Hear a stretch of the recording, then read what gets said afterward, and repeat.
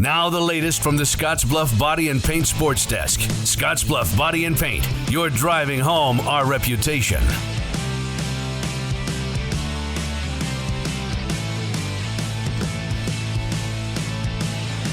Summer baseball and also in the gym a bit on our update today here at the Sports Desk. Last night at Oregon Trail Park, it was the Gering Platte Valley Company seniors making quick work of the rival WESTCO Zephyrs with an 11-1 run rule win in 4 innings. Both teams were coming off busy weekends and also played on Tuesday night. Gering looking to double down after their win over Sydney. WESTCO trying to bounce back from a loss at Alliance. Gering took control early in this one in the 2nd inning, scoring 8 runs. They were led offensively by Jackson Howard and Kellen Dunn. That duo combined for 5 hits and 4 runs driven in. On the mound, Bo Gable got the 4-inning complete game victory, allowing just 3 hits and the 1 run. He struck out 3. For the WESTCO Zephyrs, they struggled some with mistakes on the base paths for a second straight night, and they just couldn't muster much in the way of offense. Gering right now 11-4 on the season. For the Zephyrs, they dropped to 7-11. Both teams are off the rest of the week and weekend. In the juniors game last night, WESTCO did pick up the victory in that one over Gering. The Express downing B&C Steel by the final of 8-0.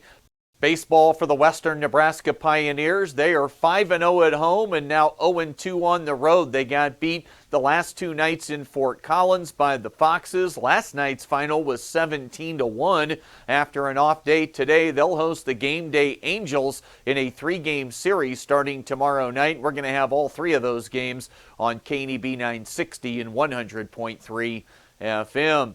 Earlier this week, the summer high school basketball circuit made a stop at Bridgeport High School, where boys head coach for Bridgeport, Sean Starkle, puts on a real nice 2-day camp for coaches and players. Yeah, this is our 5th year doing it. You know, we've piggybacked on what Coach Bros built here, just made it a little bit bigger. I think we have 17 teams. Multiple teams have both varsity and junior varsity. But just a lot of help from local officials, coaches that you build relationships with over the years from different states, and then bringing in different styles of play. So I think it's important for us coaches to see what we have, where we need to grow over June and July, and just happy to be back in the gym. You had teams from multiple states on hand, and as we know these days in high school sports, really, you never take much time off, and the summertime can really be a difference maker for these programs. Well, I think it's just something where, the kids, let's go play fast, let's go play free, show us what you've been working on. Weight room, nutrition, off the court, on the court workouts.